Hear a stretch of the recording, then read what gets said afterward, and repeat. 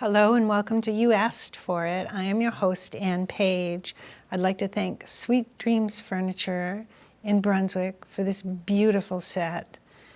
They have been voted the #1 furniture store in Central Maine for the last 13 years. I love their furniture. I own their furniture. Thank you, Sweet Dreams. I'd like to thank House of Logan for my beautiful dress today and for these lovely earrings. House of Logan is located in Bath, Camden, and Boothbay Harbor, and their clothes are exquisite. I just love their store. And lastly, I'd like to thank Heidi at Bath Hair Incorporated for doing my hair today. You never disappoint me, Heidi. I love what you do. Thank you. Thank you so much. I have a very special guest here with me today, and she's very dear to me, as a matter of fact. Her name is Joanne Greenlaw, and I'm going to tell you a little story about Happy the cat. My husband and I moved here from Florida in April of 2014. And before we moved from Florida, we had 2 cats and a dog, all rescue animals. So what we decided to do was drive with the dog in the car 1,700 miles. But however, we knew we could not take the cats. So we flew 1 cat home with a girlfriend who had been visiting from Maine. She took 1 cat home. And then we flew our granddaughter, Kelsey, down to Fort Lauderdale. And she picked up our other cat, Happy the cat, and brought him back to Bath, Maine.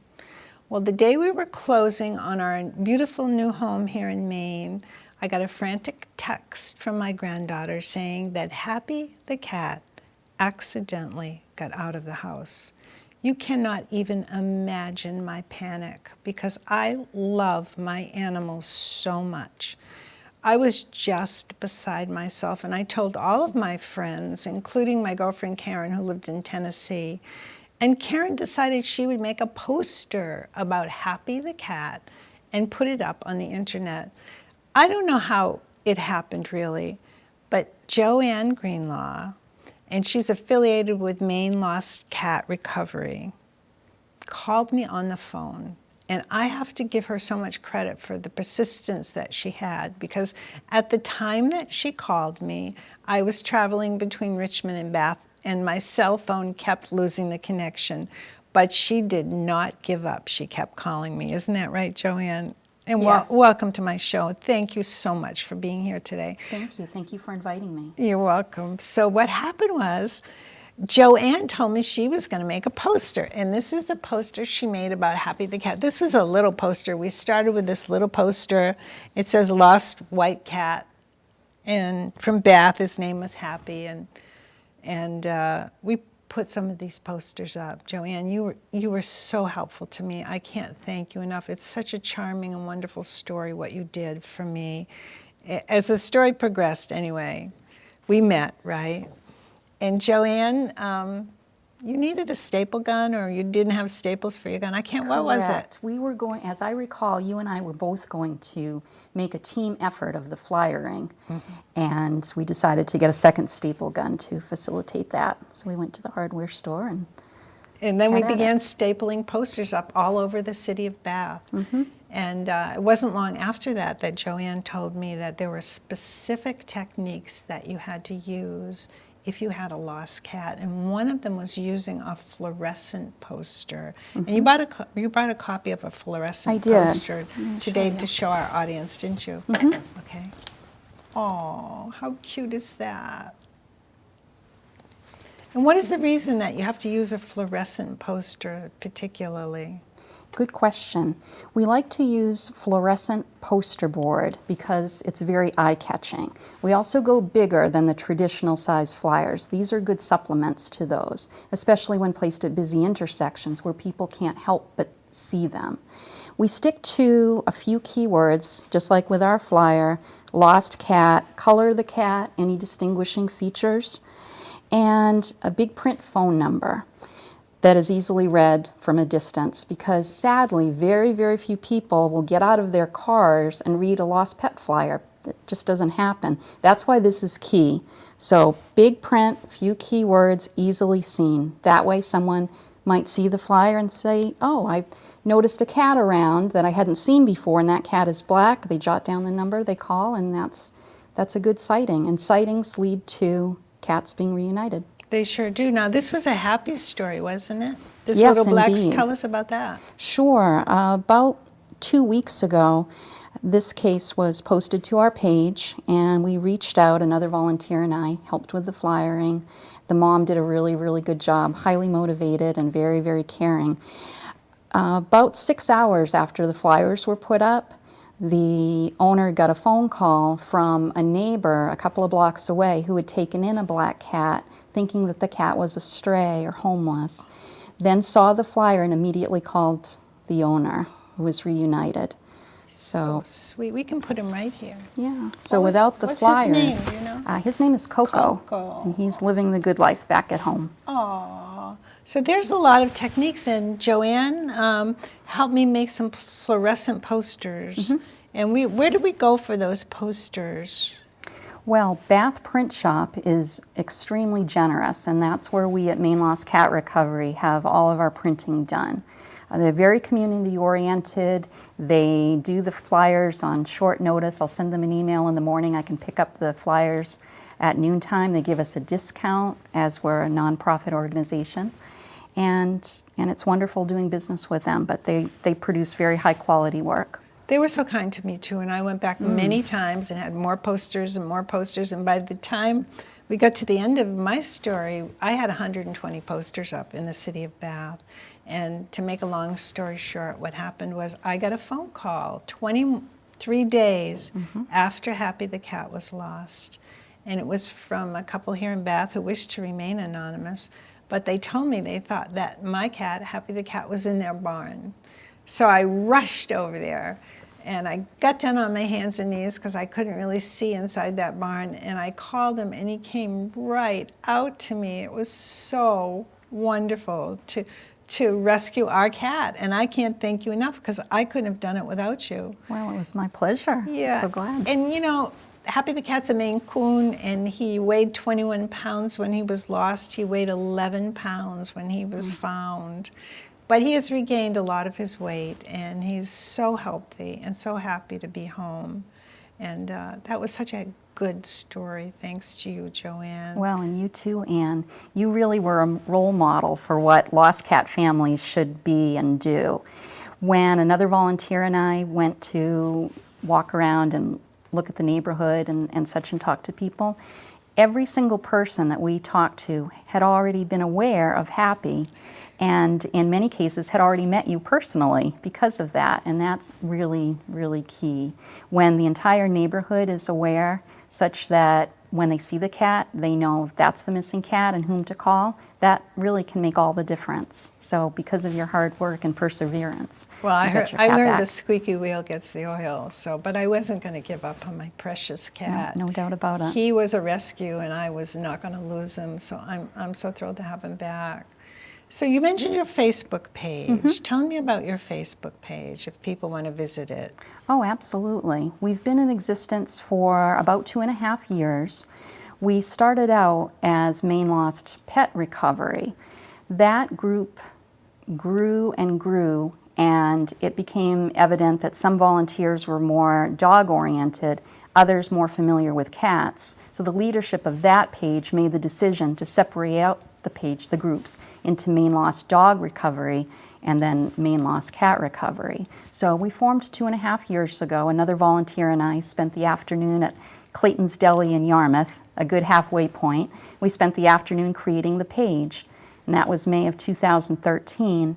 And as of today, we're up to 4,973 likes.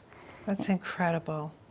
Thank you. We refer to the people who like our page as members because unlike some Facebook pages that you might see, the people on our page, many of them really take to heart lost cats and support people who have missing cats. If there's a cat that they see posted to our page that's in their neighborhood, they'll take an active role. Some of them maintain traps for a loan, and they'll meet up with the people. Sometimes if the owner of the cat has a physical disability, we have volunteers who come forward and help with the flyering effort. That's incredible, and it's true. You had such a network of people, and I'll also say you were available 24/7 because you always returned my phone calls. There were a lot of times when I was really panicked, and you said to me, "Don't give up. There have been many happy stories." You know, you just reassured me, and it was so great because I was so traumatized about losing my cat after traveling 1,700 miles. And not only that, you made a home visit when he was recovered, and you brought him toys.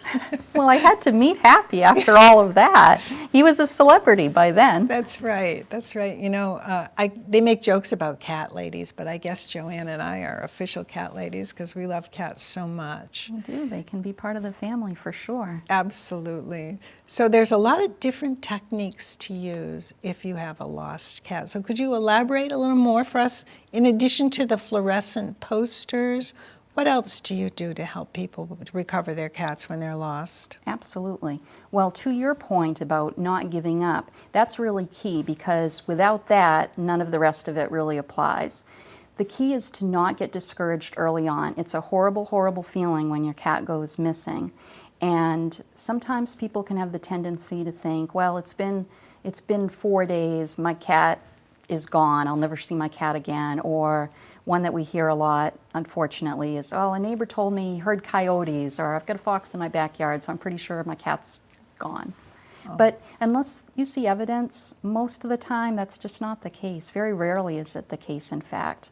And once someone gives up, that's it. You've got to persevere. 23 days, like Happy, that's not that unusual. Cats have been recovered safely after several months. Yes, and I know someone who had a cat missing for 2 years and had a chip and was found in like 150 miles away. Yeah, that's amazing. And you see those stories on the news all the time. Microchips are key.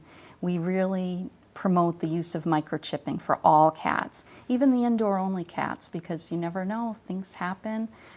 They can get out, screens break, people come to do work on the house or in the apartment, and it happens. So really, we promote the microchipping of all cats. It makes a big difference and can lead to their Absolutely. being reunited.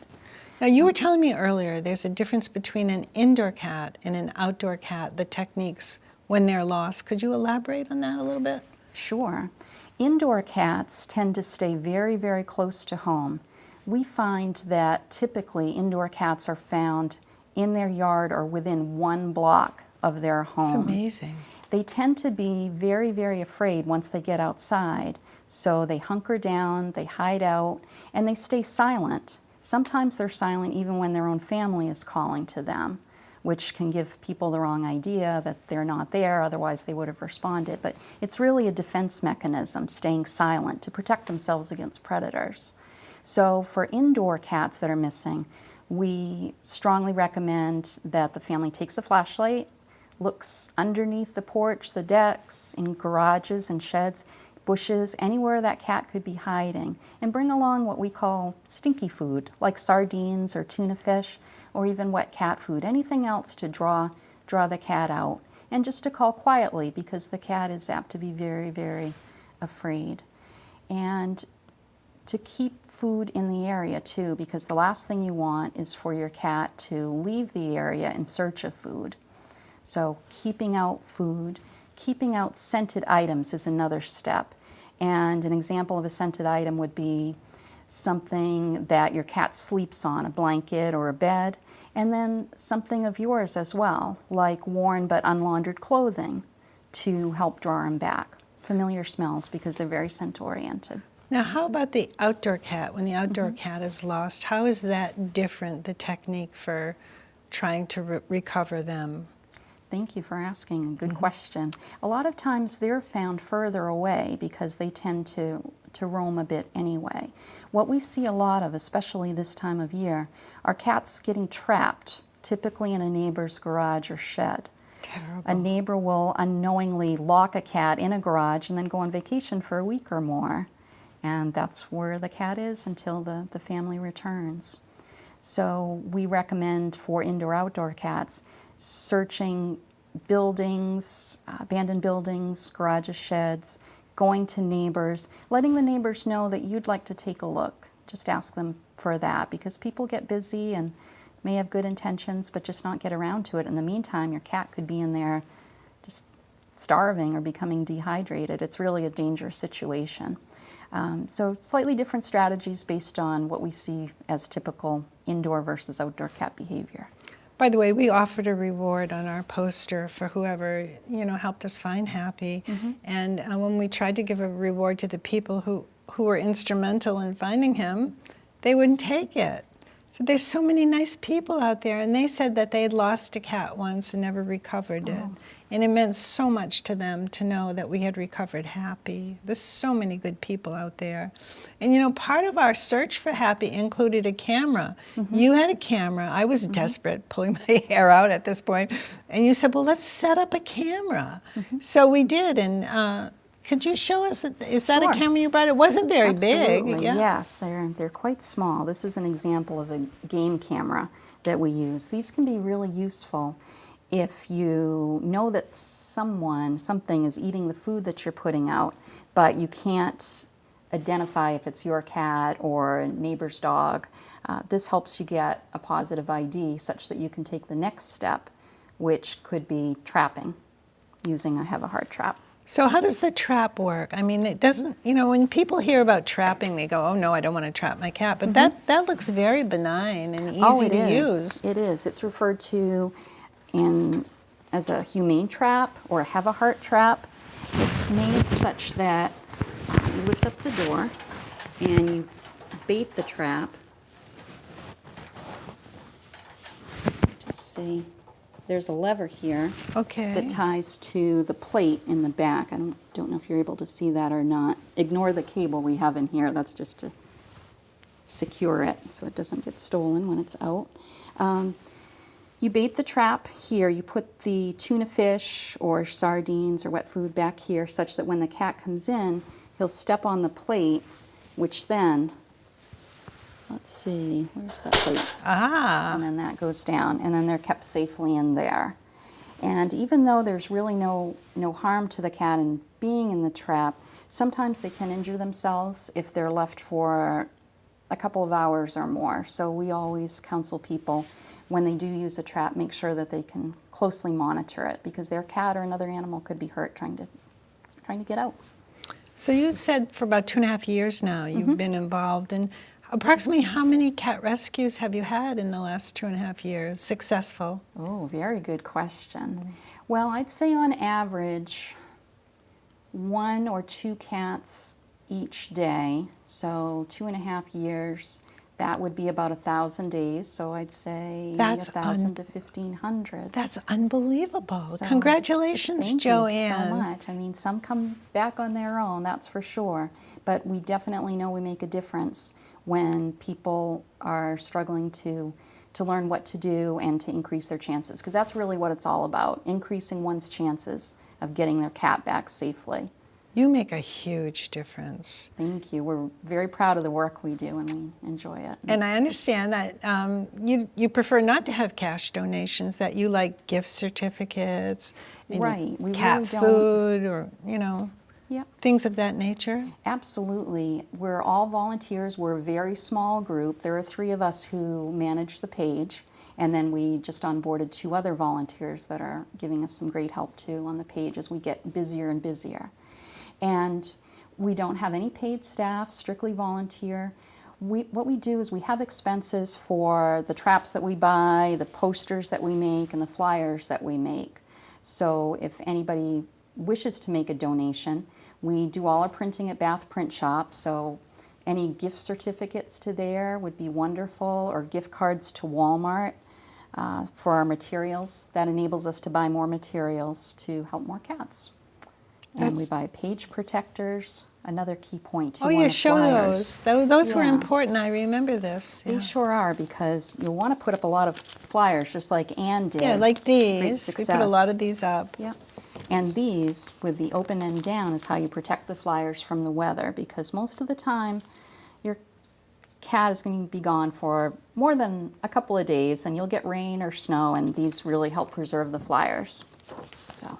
And we buy these by the bushel at Staples. That's incredible. So what is it about cats? I mean, have you loved cats all of your life? Oh, I've had cats for my entire life. Yes. What's special about cats? I Well- love all animals, by the way, but what's special about cats for you? They're very intelligent, and they all have their own personalities. And I just know that they're part of the family. They have feelings. They get hungry. They get jealous. They are happy. They're sad, and they have emotions. And when we can make a difference and reunite a cat who's out there starving and afraid, and help their family who's also very fearful and worried, then that gives us a lot of enjoyment, and we find it very rewarding because we know that they're feeling creatures. Absolutely, and I understand that, you know, they can help lower your blood pressure. They're using them a lot now in nursing homes and retirement homes, and a lot of businesses have, you know, just pet cats, you know, mascots in the true. business. So that's, you know, Joanne is really the encyclopedia of questions, because if you have something you want to know about cats, you can contact her via the Facebook page and message her. I contacted her recently because I knew someone who had a cat who needed to have it neutered. And the person didn't have a lot of money. So I'm not going to say where Joanne told me to send it, but she was able to give me enough information so that this particular person did get their male cat spayed at a very reasonable price. So I'm very grateful that you were able to do that. Oh, Thank so you glad to so help. much. Even though we're quite specialized in that we're working to find lost cats, inevitably there's a crossover among different organizations. And from time to time, we'll have cats on our page that need placement. Oh, also found cats. The name of our group is Maine Lost Cat Recovery, but I don't want to underestimate the importance of reporting found cats as well.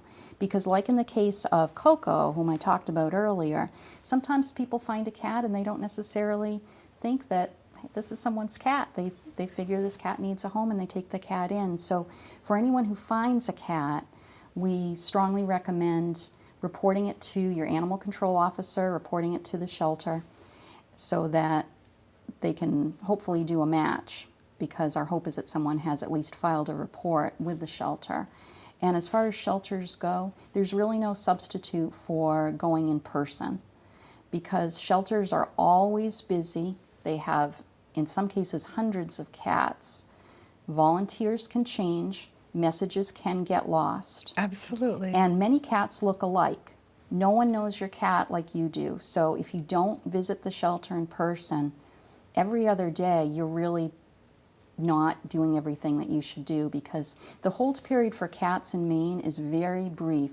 It's 48 hours, after which cats can be rehomed. Once that happens, the original family has no recourse. And that has happened a good number of times that we've heard about on our page, and it's a very sad situation. That is so useful. You have given us so many tools today. And by the way, Joanne is from Maine. She was born in Bath and brought up in the Bath area originally. You now live in Wiscasset? In Woolwich. In Woolwich. And, you know, all this season we've met Maine people and we've talked about the extraordinary things that they do, the musicians and the authors. And Joanne Greenlaw is just an example of another extraordinary Maine person doing an incredibly important work for all of us here in the state. I thank you, and I thank you personally for what you did for us. Well, thank you very much, Anne. Thank you for being my We were so glad guest. to help. Thank you so much, and thank you everyone for watching. Go to Maine Lost Cat Recovery. If you want to see the wonderful work they do, message Joanne if you have any questions or if you want to volunteer. Thank you so much for watching. You asked for it. Sweet dreams, everybody.